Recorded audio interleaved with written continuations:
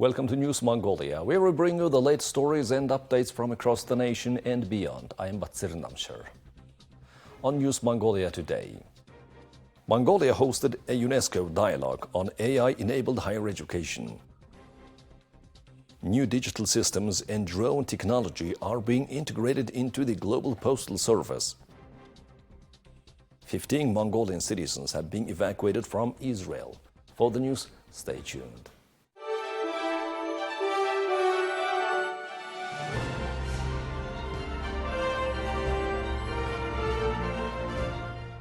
On June 30th, Mongolia hosted the 2025 high-level policy dialogue in East Asia under the theme of fostering an AI-enabled higher education ecosystem. The event brought policymakers, academic leaders, and experts together to explore how artificial intelligence can reshape and strengthen higher education across the East Asia region. The dialogue was held to accelerate the integration of AI technologies in higher education systems, in line with UNESCO's roadmap to 2030 for higher education, beyond limits, new ways to reinvent higher education.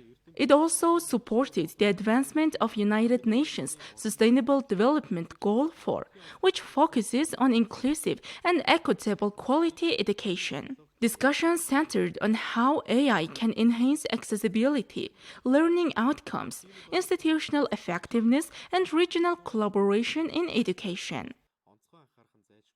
But at the same time, we should be very aware of the potential vulnerability of using advanced technologies like AI.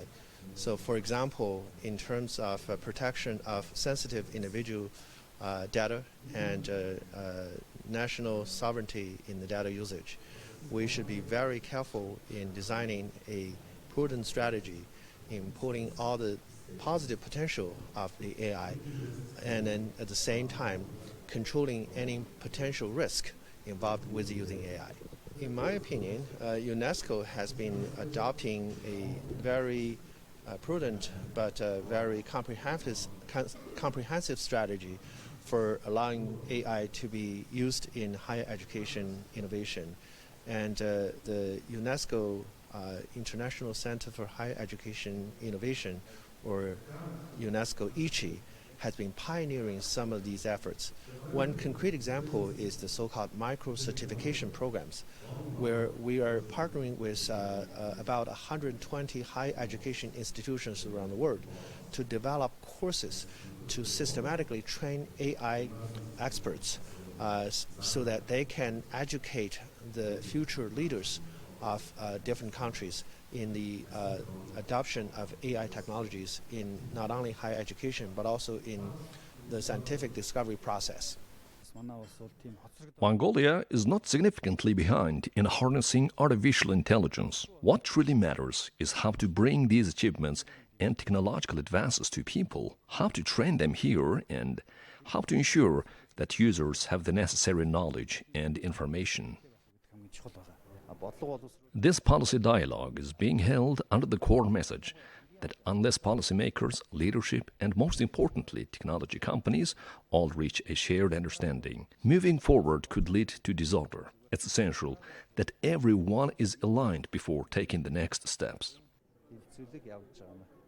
The conference featured active participants from international organizations, scholars, sector specialists, and representatives from innovative enterprises. Together, they examined the current needs and challenges higher education institutions face in adopting AI, shared success stories and case studies, and proposed forward-looking strategies. Participants emphasized the importance of research-based, cross-sectoral, and multilateral cooperation, viewing this event as a vital platform to forge new partnerships and shape the future of higher education in East Asia.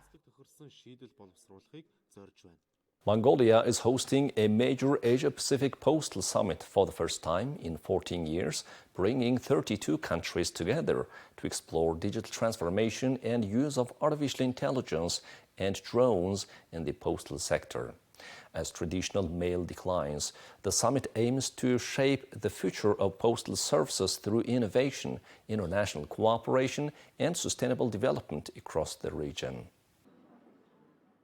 The Asia-Pacific Postal Union, which connects 32 countries in the region, aims to improve the quality of postal services, introduce technological advancements, and support sustainable development. At this year's summit, participants are placing a particular emphasis on applying emerging technologies within the postal industry, such as digital transformation, artificial intelligence, and drones. Mongolia is hosting this high-level postal summit for the first time in 14 years, and according to officials, the event is making a significant contribution to the country's communications and postal sector development. Of course, traditional mail delivery is declining. On the other hand, the question is now how we can adapt and develop postal services to meet the needs of today's consumers in the era of e-commerce. This is not only a challenge for Mongol Post, but also for postal operators around the world. The Asia-Pacific region accounts for 70% of the global postal market. Countries like Japan, China, and South Korea are here. Through international cooperation, we are creating opportunities to attract support, partnerships, and investment. This is what makes this summit highly valuable for Mongol Post and Mongolia as a whole. I was here in 2009 first time, and then I came for the APPU EC meeting in 2011. But what we find is that Mongolia is one of the fastest growing countries in the world. A lot of technology has been adopted, and this country has changed for very, very good thing. So last year when we were here, we thought, oh, this is really a very nice place to hold the EC so that we can demonstrate what post office can do. Some very exciting development here in Mongolia. One is that you have set up an automated mail processing center. The second is that you have put in a large number of point of sale for financial services. And the third is a very innovative program that UPU is working with Mongolia to implement is use of drone for delivery. So a number of good initiatives, and I'm sure UPU will also be shortly sending a team to certify Mongolia for security level certification. Summit participants are also highlighting the importance of postal sector reforms, especially in terms of digital security. Mongolia, which is keeping pace with global developments in postal services, is expected to benefit greatly from this summit, especially in improving service quality and implementing reforms aligned with international standards. The summit's organizers emphasize that the event also serves as a key step toward defining development goals for the postal sector in the Asia-Pacific, helping to shape the future of communication and logistics in the region. Since mid-June, tensions between Israel and Iran have escalated rapidly, drawing international concern. In response, countries have arranged evacuations to bring their citizens home from the conflict zone. Mongolia has over 30 registered citizens living in Israel. 13 returned to Mongolia on June 24th, followed by another 2 who arrived on the night of June 29th. The repatriation process was supported by the Assistance Fund for Mongolian citizens living abroad, which covered travel expenses of over 100 million MNT. 4 children were among those evacuated. The Ministry of Foreign Affairs of Mongolia has confirmed that any Mongolian citizens still in Israel who wish to return will be evacuated. According to our data, more than 30 Mongolian citizens are officially registered as residents of Israel. There are no Mongolian citizens permanently residing in Iran. If the situation escalates or misunderstandings arise again, these citizens can contact the Ministry of Foreign Affairs Consular Office or the embassy in their respective region. Our consular office operates the Assistance Fund for Mongolian citizens living abroad, from which funds were allocated to quickly bring 15 citizens back to Mongolia. The same approach will be used if the situation worsens. Regarding the conflict between Israel and Iran, there have been no direct cases of citizens being caught in armed conflicts or affected by attacks. Now let's take a look at the currency exchange rates provided by Mongol Bank.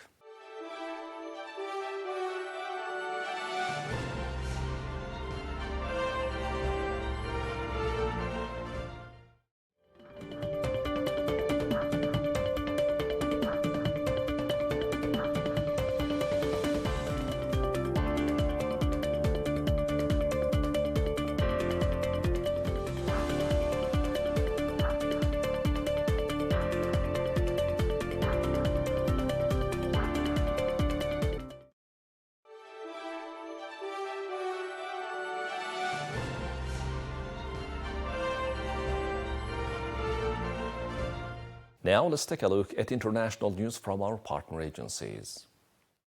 12 days after Israeli missile strikes began targeting Iran, UN Resident Coordinator reported that the situation remains fluid, with needs still emerging.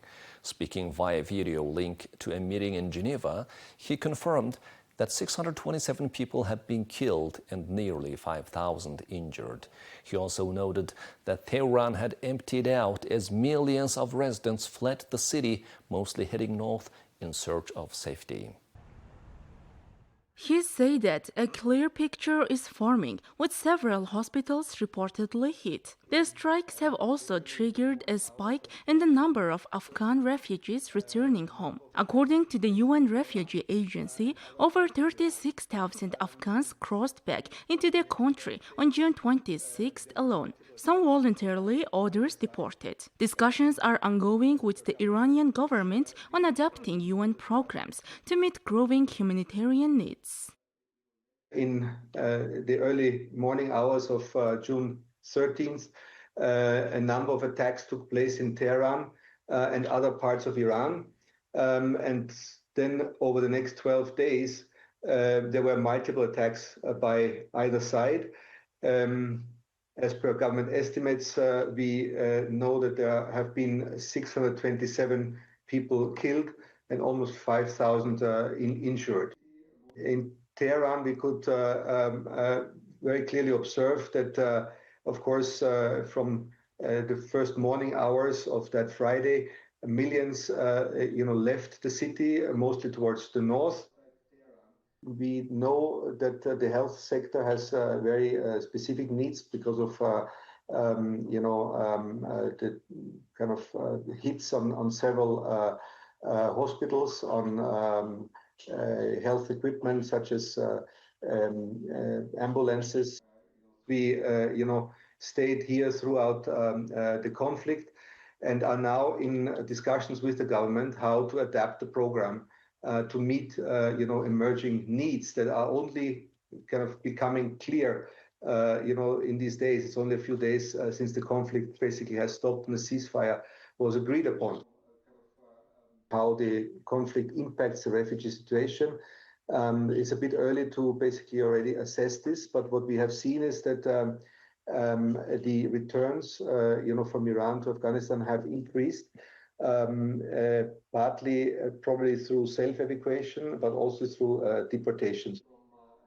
The UN has a significant presence in Iran, with 18 agencies operating in the country and supported by about 50 international and 500 national staff. In 2024, the UN allocated $75 million to its work in Iran, 2/3 of which was dedicated to supporting around 4 million refugees. The rest was invested in development and environmental initiatives, including climate adaptation and mitigation projects.